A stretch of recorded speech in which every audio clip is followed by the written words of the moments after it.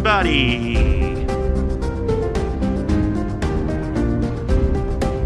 Turn this up in my headphones, Charles. Turning it up. Yeah, keep it going. Keep it going. You gonna take us to the howl? Taking it to the howl, baby. It's been too Wow. long. It has been a while. People might forget. Can't forget the howl. Yeah.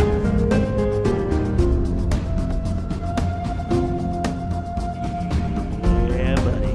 That's a beautiful howl. Beautiful All right. as it ever was. Hello, everybody. Welcome to yet another very exciting episode of the Friends Talking Fantasy Podcast. My name is Charles, and with me today, as always, is my lifelong friend and co-host, Dylan. I'm ready to talk some fantasy with my friend, Charles. I'm ready to talk some fantasy with my friend as well, Dylan, and not just any fantasy today. Oh. That is right. Today, we are asking ourselves the age-old question, why do we like fantasy? And there's a little background to this question today, Dylan. Would you like to get into that? Yeah, sure. Well, Zach from Middle Fantasy over on YouTube is basically compiling a bunch of answers from anyone who wants to contribute, from what I understand. I don't think you have to be someone who typically creates content or anything like that. It's called Why Fantasy, a fantastical collaboration, and it basically involves sending an audio or video recording where you answer briefly, not as long as our podcast. I think there's, was a 2-minute limit, Yeah, Charles? like a 2-minute max time limit. Yeah. So we won't be submitting our entire podcast episode to Why Fantasy, but yeah, anyone, you, the listener, can also submit to Zach from Middle Fantasy's Why Fantasy, a fantastical collaboration where you answer the question, why fantasy? Why do you like reading fantasy? And we're here to do that in extended format here on this episode, and then we'll be sure to submit our 2-minute video or probably not even that long, where you and I, Charles, answer this question more concisely. But Yes. We're going to answer the question in full here. That's right. You know, it's a great question. We were coming up with an answer to the question for Zach's video, and we're like, you know what? Let's expand on it in a podcast episode as well. So I'm really excited to get into the question. So Dylan, I'll ask you, why do you like fantasy? Charles, before you do it. What? Well, I realize we'll put the episode description, really Charles will. We'll put in the episode description information of how you can submit to Zach from Middle Fantasy's Why Fantasy, a fantastical collaboration. And Zach's a booktuber, by the way. Yes, so we'll put the link to that submission instruction video on his channel. Yes. And people can go watch that. And if they would like to enter, they can follow the instructions. He's made it pretty simple. So I would encourage anyone that's interested to go for it. So that being said, Dylan, you can't avoid the question any longer. Why do you like fantasy? Well, luckily for me, I already responded on Reddit under the FTF podcast account to basically this same question months ago. So I just was like, why do I like fantasy? And we also talked about this in our welcome episode, Yes. Our first ever episode, which I would tell you to check out, but honestly, I think we've gotten a lot better at podcasting since then, so maybe just stick around here. Yes. So then, yeah, I was able to just go back on our Reddit feed to like, what did I say then? Because unlike when we're podcasting, when I'm posting on these social media platforms, I can actually take the time to think through what I'm going to say and phrase it a bit better than whatever just comes out of my mouth on a podcast. So all that is to say, I'm just going to read my Reddit post right now, and I'm also probably just going to basically read my Reddit post when we end up recording the video. But you're on your own, Charles. You got to figure something else out. Right.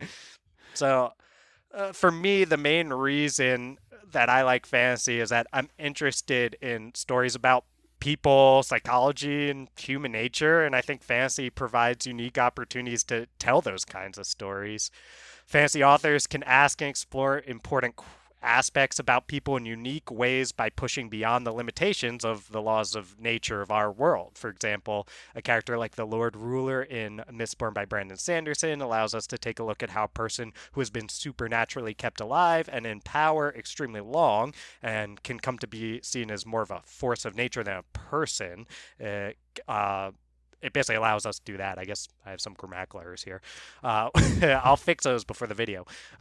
And we get to see how much courage and perhaps foolhardiness it takes for our protagonist to even consider standing up to an antagonist like the Lord Ruler in Mistborn. A similar story about trying to overthrow a ruler without any of these magical elements can't quite hit the same notes. Oh, and also I like fantasy because dragons are cool. Dragons are cool. I'll agree with that. That's well said, Dylan. I would agree with a lot of those points. Definitely this aspect of exploring human nature and the human condition is one of the biggest reasons I love fantasy, because you can push some of those aspects of humanity to the extreme through elements of the fantastical, right? Like you can have literally a ruler supernaturally kept alive and in power for extremely long, and you can explore like what would happen if a human lives longer than they're ever supposed to, and how does that affect their view on humanity and being a ruler, and how do they see other people and things like that. And it doesn't surprise me that you go there, being a student of psychology yourself. Right. Yeah, I mean, for me, it almost always comes back to that. The fundamental things that I'm interested in are almost definitely psychology in one form or another. So I think fantasy gives us those opportunities to say, well, what if? I mean, it asks us all these what if questions that we couldn't explore otherwise. And I think of all sorts of things. Speaking about psychology, one thing that comes to mind is Lev Grossman's work. Mm. We're both big fans of The Magicians, and Huge we fans. haven't yeah, we haven't really watched. We've only watched like the first episode of the show, but Mm. we're big fans of the trilogy that Lev Grossman wrote, Yep. and highly recommend checking that out. And I think like that does a really, really interesting job of exploring the ideas of like what kind of things a magical school existing could do to impact someone who struggles with their mental health, particularly depression, and just longs for the idea of something as fantastical as a magical school a la Harry Potter. Obviously, is Right. more adult than that. So, like, you think of someone who is dealing with this depressive distress and saying, "Oh, if only a magical school existed like the ones I read about, then I would feel better." And then what fantasy allows us to do, and allowed Grossman to do in The Magicians, was say, "Well, let's say it does exist. What happens to our main character Quentin now?"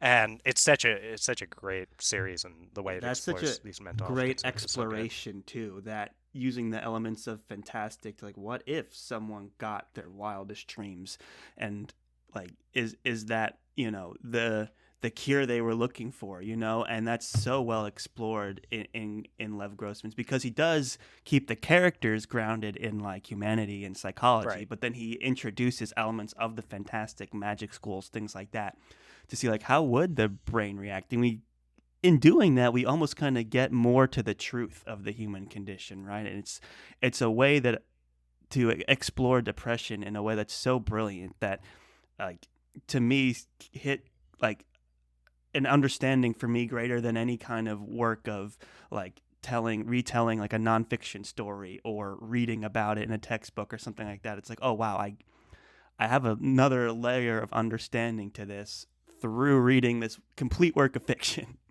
For sure. I mean, obviously, uh, listeners probably know by now I'm pursuing a PhD in counseling psychology, and I am I'm always reading a lot for that of more of these like fiction, or really it's like scientific explorations of a lot of these psychological phenomena.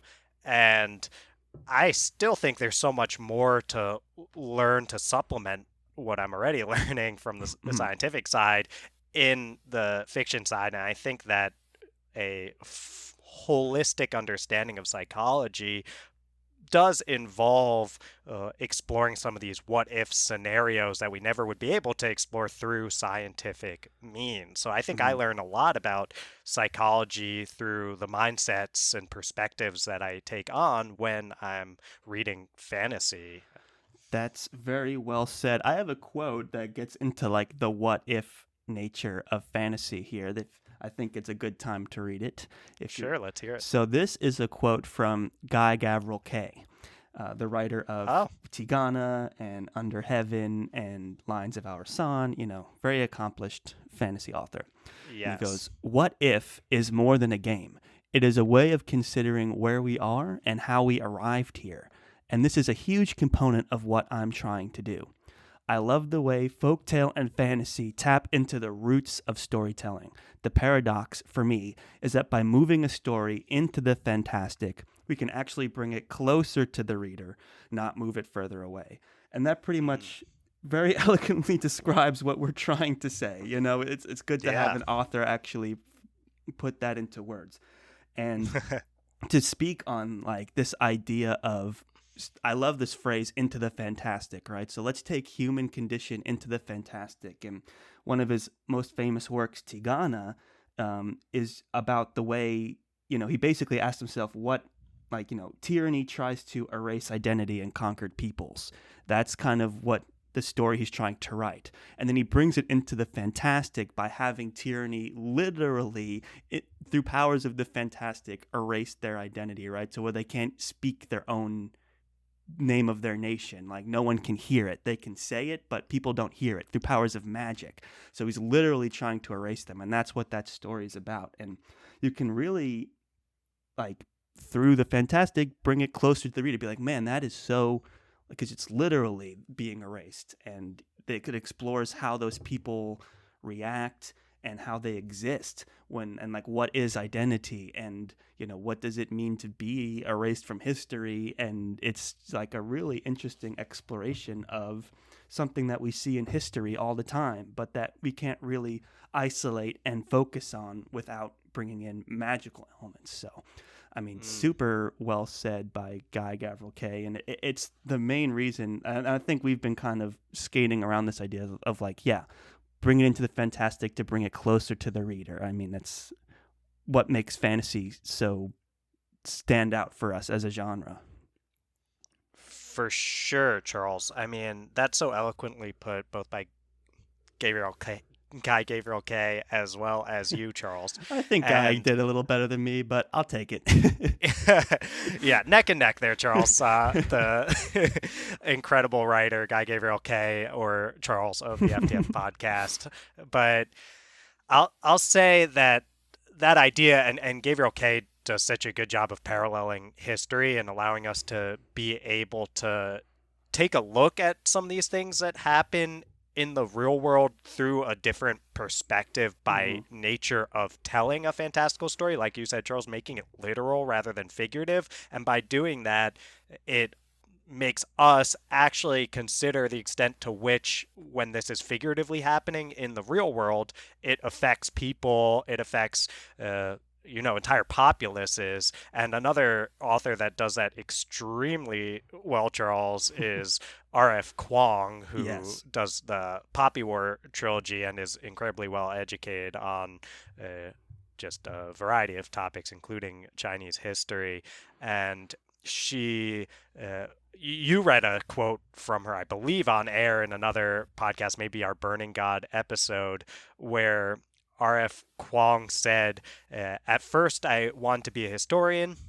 I was really interested in wartime history, which is where all the material for the Poppy War came from. But during my grad school course, I was always drawn to the cultural, literary stuff. So now I do literary history and literature proper. That feels like cheating for literary inspiration because there are so many story forms, myths, character types, anecdotes, and episodes in Chinese literature and wartime history that have not been repeated 1,000 times in English yet. I can present my own variations on them, and readers think this is so original. Actually, no, it's building on thousands of years of tradition. I think the innate quality that made me become a writer was that impulse to represent things through a distorted mirror. And that distorted mirror is, I think, really interesting because the idea is we get to see a reflection, right? But it's a reflection that has been, as Kwong eloquently puts it, distorted and changed in ways that allow us to see new perspectives on potentially, like, not necessarily old things in the way of like outdated, but in things that maybe we haven't ever thought of in this way before, and we can kind of see the things we're already vaguely aware of in a new light, and that allows us to learn so much. That's well said. And I think it's interesting to compare Guy Gavriel Kay and R.F. Kuang because they both are experts in history in one form or another. And they both did a ton of research in actual world history in preparations for their novels. Like you said, R.F. Kuang studied like Asian history and is an expert in Chinese history. And Guy Gavriel Kay, in preparation for like Tigana, for example, did tons of research in like Mediterranean history, Italian history. For Under Heaven, he like researched specific Asian poets, and they take all of these influences and they bring it into the fantastic or through a distorted mirror, depending on who you ask, and explore like how is history repeating itself? How does it affect people? How does it affect the human condition? And like you have to do a ton of research in real. And I think George Martin did a lot of research in like European history to influence Game of Thrones, and so right, War of the Roses. Yeah, so all of these elements of truth are stuffed into these books, and that's just to get us closer to these elements of the human condition. And we use this distorted mirror, this bringing it into the fantastic to explore the what ifs, and that is what makes fantasy so unique in literature. And like sometimes people say, fiction can sometimes be more real than nonfiction. It's like sometimes it's like, wow, these are really true elements of the human condition that we've learned a lot about, and like that's what makes these books stand out so much. That's well said, Charles. Yeah, while you bring up George, by the way, and his inspiration from the War of the Roses, it is amazing how similar. So I just want to say, George grabbed stuff from two families. One is called the Lancasters, and one is called the Yorks, and then based a story about the Lannisters and the Starks on that. So it's like some of these mirrors don't even get too distorted and are pretty. I mean, obviously, a lot of stuff that happens in George's books, we're very far from the reality. And I'll say that that's something I really. Some of what I really appreciate about fantasy as well had me thinking about George's books. And one thing that is very different from what happened with the Lancasters and Yorks is the fact that from literally the prologue, we get the sense that there are these creatures that are some sort of existential threat called the White Walkers that are threatening the very world.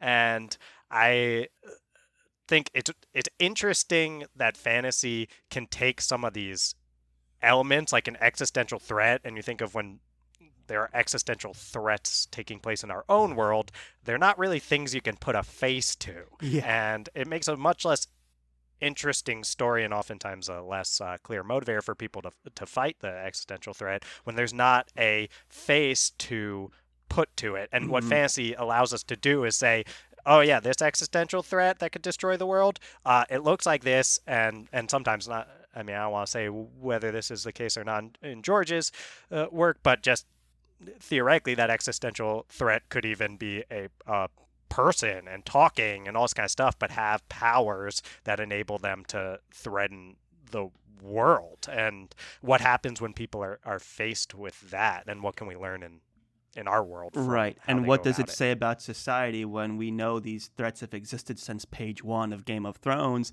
and we're also like most characters aren't even aware of it, aren't interested in it, and are politicking, right? So it's like, Right. how can we learn from that in our own modern history? It's like, what are we so worried about that we're squabbling over while the real problems are bigger than that, you know? So Mm. potentially. So it's like the exploration of that in George's work is excellent, and it's done through, like you said, the personification of these existential threats, like the White Walkers and all kinds of other creatures and magic, and then also just humanity and the evil people that live in it sometimes too. So it's super interesting, and I mean, obviously, Game of Thrones, Song of Ice and Fire is like a masterwork too, and that's just one of the many reasons that I've loved reading that series.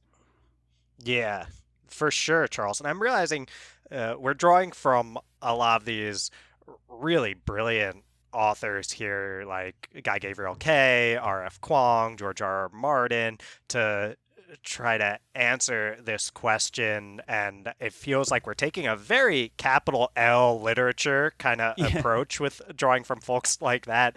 I feel like to answering this question. Mm. And I think that I also wrote in that Reddit post that bit about I like fantasy because dragons are cool after Right. my attempt to write a lot more about these parallels.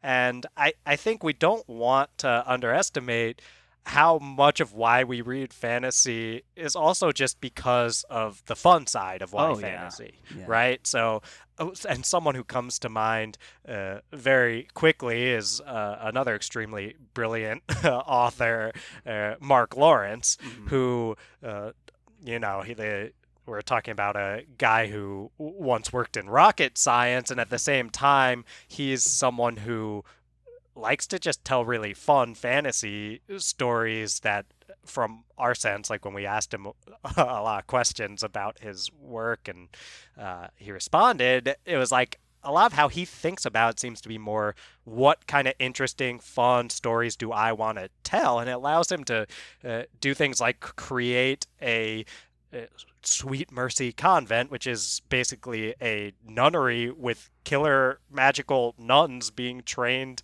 to fight in ways that no one would ever be able to outside of the fantasy genre, or at least speculative fiction. And then even things like the ring fighting, which is like Yeah. a WWE Yeah. match Yeah. almost, are taking place in this world. And I think that kind of charm and that kind of fun. And all the fun that's in Bound, and also that's Book of the Ancestor as well, Right. is the series I'm talking about, starting with Red Sister. There's so many fun things that we get to see Nona and friends and do in that series, Mm. and I think that fun side of fantasy that Mark Lawrence embodies, but so many other works show too, Sure. is a great And there's part so of this many as well. great characters as well. Like we're just about wrapping up our buddy read of Joe Abercrombie and talk about just a book that's fun to read just because it's fun. It's like all those characters are super Yes. engaging and told in almost like a humorous way. And there's so much wit and, you know, fun elements to that story that you just enjoy reading over and over again. And it's just fun to be in those worlds and read these characters and hear their musings and you know, it's just pure entertainment. And I even think of like when we read The Witcher, it's like he's a monster bounty hunter, like that he fights like actual creatures, you know. It's just fun to read about him fighting a monster using both his swordplay and his magic. I mean, we have had discussions that get into capital L literature about both series, but even if you don't go that deep, you can still enjoy it for like, oh, this is like a fun battle right now that's involving magic and monsters and sword fighting, and it's just entertaining. And dragons are cool too. Dragons are indeed cool, Charles. Yeah, I think that's something that fantasy offers so much is these stories that can be enjoyed on multiple levels like you're getting at here, Mm. where like you can take the story on this almost surface level, and I don't mean that in like a disparaging way. I mean that as like dragons are cool, and if you Yeah. like reading stories about dragons, Yeah. you sound cool too.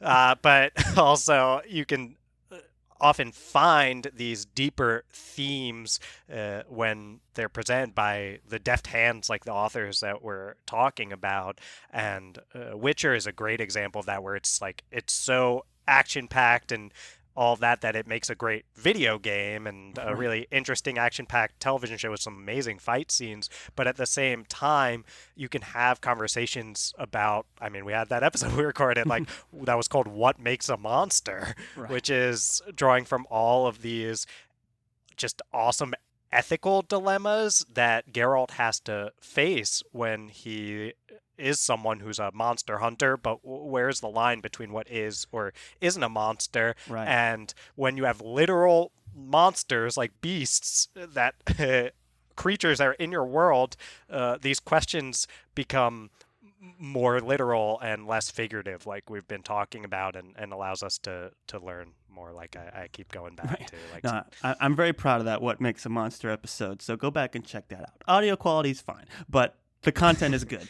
So definitely check that out. And because it's this idea of like, yeah, like what makes a monster. In one of those stories, it's just like all these, like, you know, someone like a princess or a daughter was killed, and everyone's kind of not talking about it and avoiding it. And there's this creature now that lurks in the basement, like right, haunting all of them, plaguing all of them. And it was through confronting it, through Geralt like surviving the night with it and facing it head on, that turned it. You know, so it's like those kinds of things are what, you know, we explore in fantasy. It's like what makes the monster. It's like, well, you can explore it through the human condition, and right. it's just a super great story in that sense. And then also like monster bounty hunters are cool. Right. Yeah. Well, Charles, I was very impressed. It was not me, but you who brought up in that What Makes a Monster episode the idea of how you can explore interpersonal trauma as a psychological concept through The Witcher. And I thought you made really great points in that Yes, but it episode was that I you won't that rehash brought it here. home with your knowledge and actually put a comprehensive thesis behind it. So it was good teamwork. Well, that's why we do it, Charles, is for that teamwork and that fun enjoying fantasy together. Right. And let's say that's also a giant reason why we enjoy reading fantasy, is even just this what we're doing here, which is collaborating and having fun talking about fantasy with other folks in this amazing community that we're so honored and happy to be a part of. We've had such a pleasure. You know, we just started the podcast last summer from the time we're recording this anyway, if you're listening Right. way in the future. And I mean, we had no idea we would have such an amazing time interacting with all of you and getting to meet all of you and all this kind of stuff. We thought it would just be screaming into the void about why we like fantasy, but instead we've been able to share these kind of conversations with everyone out there on the Twitter sphere, the Instaverse, and so many more over email. I mean, so many more that we're sharing our And love of even fantasy with. authors that we're having communications with. Like I can't think of very many communities where you can reach out to the creator themselves and get questions and thoughts and have a relationship with. You know, I think fantasy is just one of those supportive communities that it's exceeded our wildest dreams in terms of like being able to have a conversation on the internet. And I just think that's a large part in the support of the community. And it's such a fun community to be a part of. You know, these past 6-7 months have been so amazing. So why do we read fantasy, Charles? We do it for you, noble listener, We do it. because we love interacting with you, Mhm. and we're so happy that you are listening to us sharing our joy of fantasy. Very well said. And you know what, Dylan? I think the best part of all is that I get to talk fantasy with you, my lifelong friend and Aww. co-host.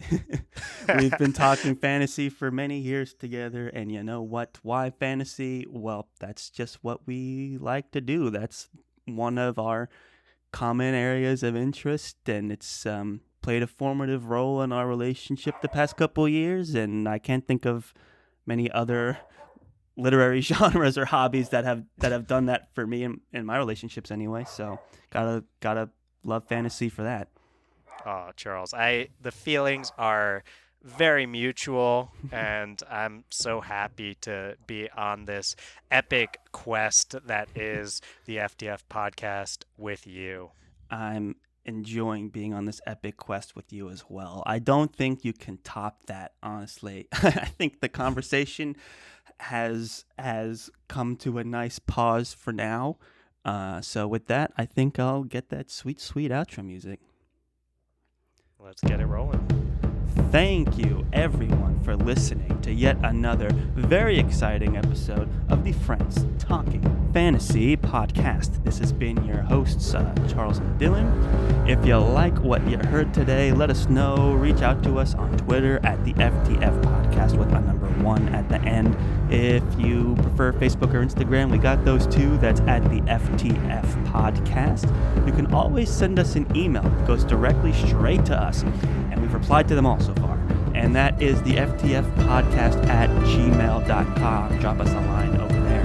Now, Dylan, if they like what they heard today and they just so happen to be listening on Apple Podcasts, what can they do to show their love and support? Toss 5 stars to our podcast, Charles. They can scroll down on that Apple Podcast page until they see the point where there's 5 potential stars that you could click. All it takes is that one wonderful click to add 5 stars. If you do have the time, we would love a review too. That's even better. It helps you find us and all that kind of stuff. But even just listening is enough, and more than enough, really. Thank you so much for making it to the end here. Yes, thank you so much for listening. We greatly appreciate it. Thank you, thank you, thank you. And as always, go forth and conquer, friends.